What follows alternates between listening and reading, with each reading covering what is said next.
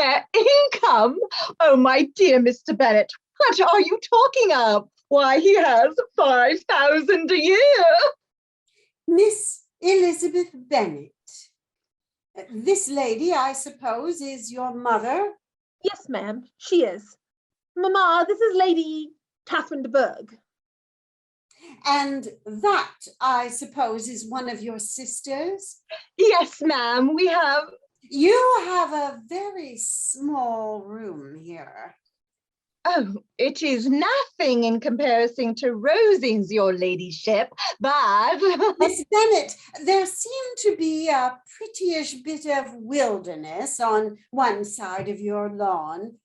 I should be glad to take a turn in it if you will favor me with your company. You can be at no loss to understand the reason of my journey hither. Indeed, you are mistaken, madam. I cannot account for the honor. Miss Bennet, a report of a most alarming nature reached me 2 days ago. I was told that not only was your younger sister on the point of being most advantageously married, but that you, Miss Elizabeth Bennet, would in all likelihood soon be wedded to my own nephew, Mr. Darcy. Though I know this to be impossible, I instantly resolved on setting off for this place that I might make my sentiments plain. If you believed it impossible, I wonder at you took the trouble of coming so far. What could your ladyship have proposed by it? At once, to insist upon having such a report universally contradicted. Your coming to Longbourn is rather a confirmation, is it not, if such a report exists? If? Do you pretend to be ignorant of it? I have never heard of it. And can you likewise declare there is no foundation for it? I cannot pretend to possess equal frankness with your ladyship. You may ask questions that I shall choose not to answer. This is not to be borne.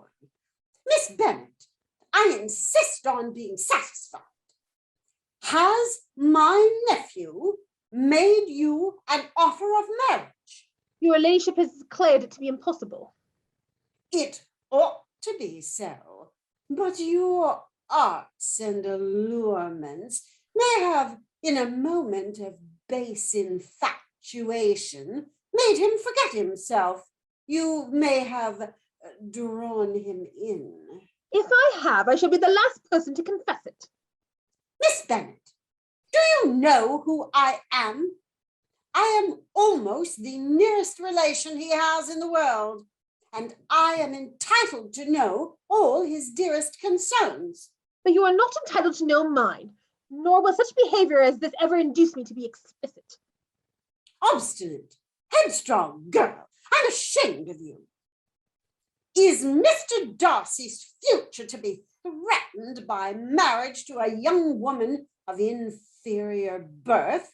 If you were sensible of your own good, you would not wish to quit the sphere in which you were brought up. Lady Catherine, in marrying your nephew, I should not consider myself quitting the sphere. He is a gentleman. I am a daughter of a gentleman. So far we are equal. If I am Mr. Darcy's choice, why should I not accept him? True, but who was your mother? Who are your uncles and aunts? Do you imagine me ignorant of their station? Whatever my connections may be, if Mr. Darcy does not object to them, they can be nothing to you. Tell me once and for all, are you engaged to him? I am not. And will you promise me never to enter into such an engagement? I will make no promise of that kind. Miss Bennet, I will not. Lady Catherine, when I was your guest at Rosings Park, Mr. Darcy called upon me at Hunsford Parsonage and did offer his hand. Then it is as I suspected. You have refused him. You refused him. A Hertfordshire girl refused refusing the chance of becoming mistress of Pemberley? Impossible. I care not for Pemberley, or Derbyshire, or all the riches I know he could offer. I only cared about my happiness, and I was convinced, your ladyship, he could not make me happy. You see, your nephew slighted me at his assembly once. I'm afraid I never forgave him. In my wounded vanity, I chose to believe the very worst about him. I allowed myself to be entirely misled in my understanding of his character. And when every day there was evidence of his growing affection and regard for me, I chose to see only arrogance and conceit. I treated him with mockery and contempt, gave him no encouragement, and still he came to Hunsford. Spoke of love. It has been many months since, and I have come to realize how very wrong I had been. To bear witness to his goodness and kindness, his infathomable generosity, his loyalty and devotion to his friends, his sister. I don't believe I've known a better man. I'm quite certain that I could never love another. So I cannot promise you what you ask, your ladyship. I can only promise that if I was still so fortunate as to be loved by Mr. Darcy, there isn't a soul in the world who could induce me to refuse him all. At all. At least of all you. And this is your final resolve? You would marry him for love? I would. Very well. Darcy will know how to act. I like her, nephew. Do try to get it right this time. Oh, Mr. Darcy. Elizabeth. Oh, Mr. Darcy, I'm a very selfish creature. You must allow me to thank you for your unexampled kindness to my poor sister. Please allow me to express gratitude for my whole family, for whom they don't know whom they are indebted to. You must not be cross with Lydia for telling me. I'm glad she did. And then what you most certainly did for Bingley and Jane just now. Indeed, my whole family is so very much in your debt that I couldn't even...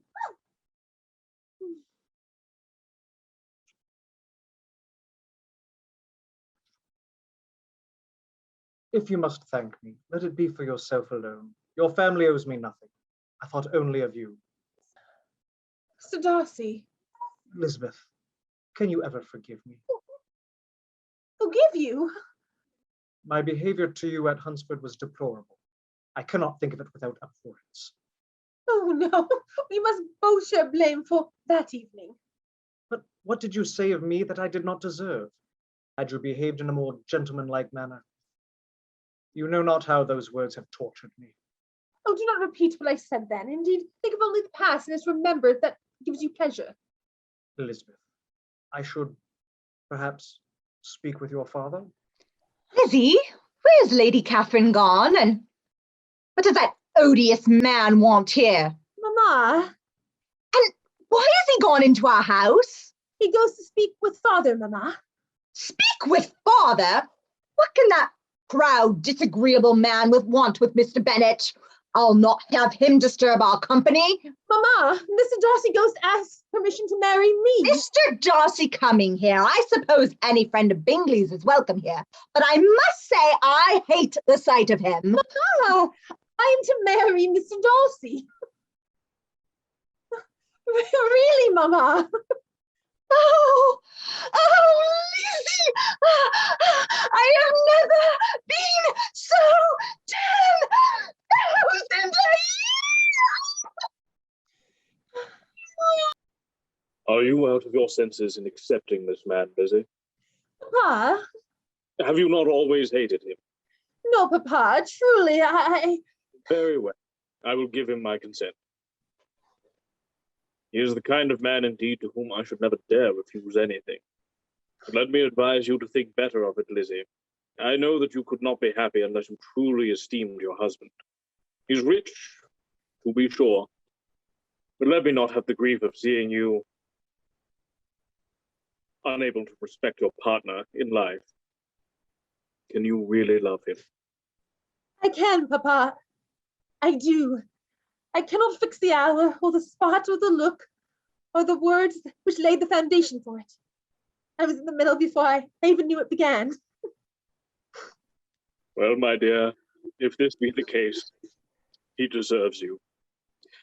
I could not have parted with you, my Lizzie, to anyone less worthy.